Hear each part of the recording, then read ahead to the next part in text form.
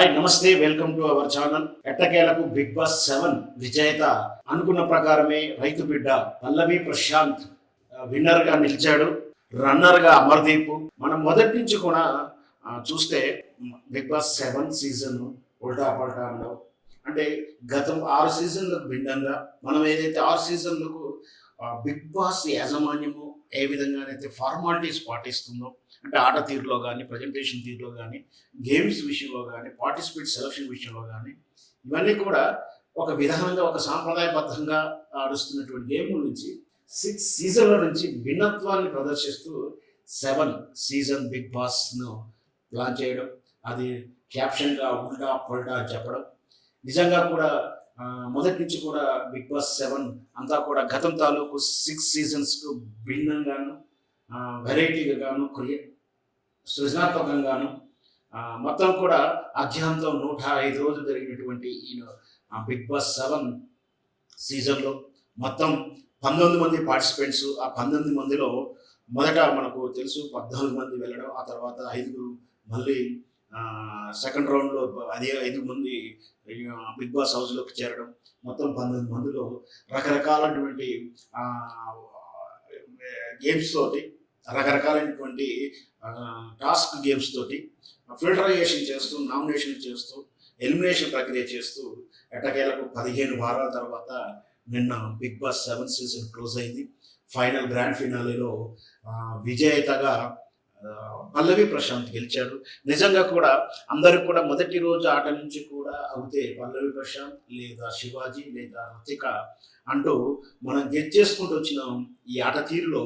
కానీ రతిక అనూహ్యంగా ఆమె 4వ వారం 5వ వారంలో ఎలిమినేట్ అవ్వడం, ఆ తర్వాత మళ్ళీ వైల్డ్ కార్డ్ ఇంటి తర్వాత వచ్చినా కూడా మళ్ళీ ఎలిమినేట్ అవ్వడం అని మనకు జరిగింది. అయితే ఆట తీరులో జరుగుతున్నటువంటి విధానం స్టార్టింగ్ వీక్లో చూస్తే బిగ్ బాస్ 7 సీజన్లో అయితే శివాజీ లేదా పల్లవి ప్రశాంత్ విన్నర్గా నిలుస్తారని మొదటి నుంచి అంచనా వేసుకుంటూ వచ్చాము. దాంతోపాటు అనూహ్యంగా అంటే ఆట తీరులో మెరుగుపరుచుకుంటూ తమ వ్యక్తిగతమైనటువంటి టాలెంట్తో ముందుకు వచ్చిన వ్యక్తులు 2 ఉన్నారు.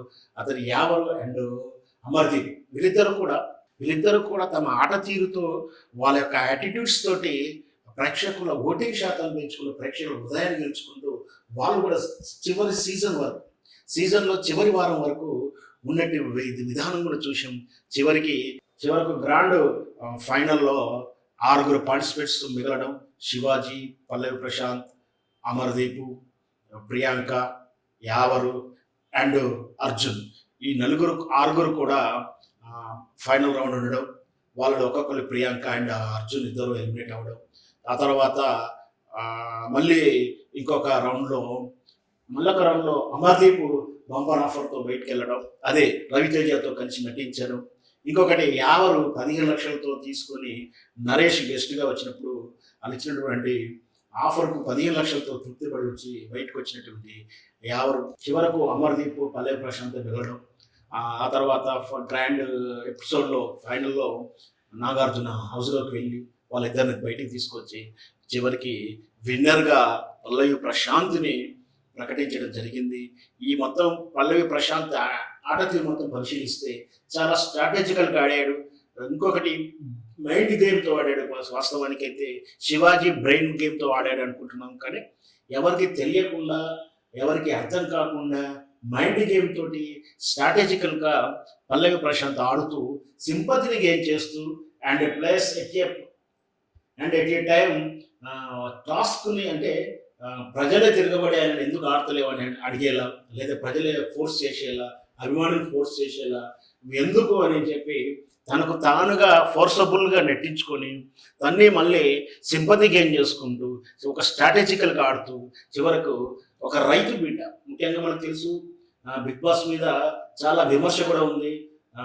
బిగ్ బాస్లో రైతు బిడ్డను తీసుకోవచ్చు, రైతులను తీసుకోండి, రైతు ఎందుకు బిగ్ బాస్లో ఉండరు అంటే రకరకాల వాక్యాలు కూడా విన్నాం. అలాంటి విమర్శను తోసిపుస్తూ ఒక రైతు బిడ్డని పల్లవి ప్రశాంత్ని పార్టిసిపేట్గా తీసుకోవడం, దాని తగ్గటువంటి పల్లవి ప్రశాంత్ పల్లె వాతావరణానికి అనుకూలంగా చిన్న చిన్న వాక్యాలు చేసుకుంటూ చిన్న చిన్న టాస్కులు ఇస్తూ పల్లవి ప్రశాంత్ని బిగ్ బాస్ వాడుకుందా, బిగ్ బాస్ పల్లవి ప్రశాంత్ వాడుకుందంటే ఇద్దరు ఒకరికొకరు వాడుకొని చివరాఖరికి Bigg Boss 7th season rating తారాస్థాయిలో తీసుకురావడానికి ఉపయోగపడిందని చెప్పొచ్చు.